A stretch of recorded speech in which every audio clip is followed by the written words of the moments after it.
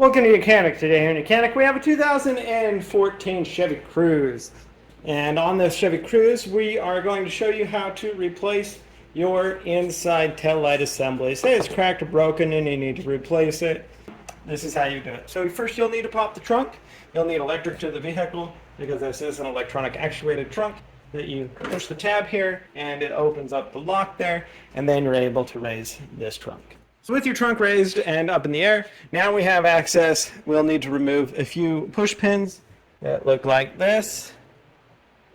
And then once you remove those, I think 1, 2, 3, 4 suffices. You can remove a few more if you feel the need.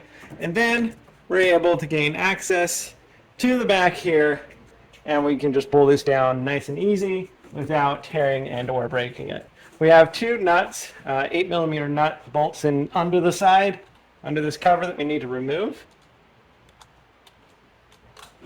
We're just going to replace the housing, so we just also need to remove this light out, turn that a quarter turn of the counterclockwise and drop the light out. And then over here, we have two 8mm nuts also to remove.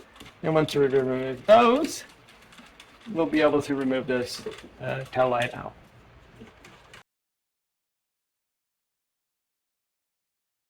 Okay.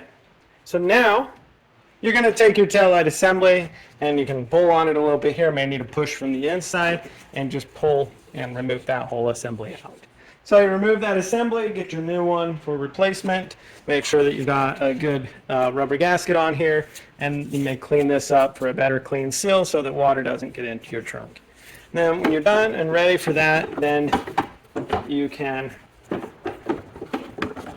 install this, push it in, and now we just need to put the four nut bolts back on, put the light bulb back in, and tighten everything up.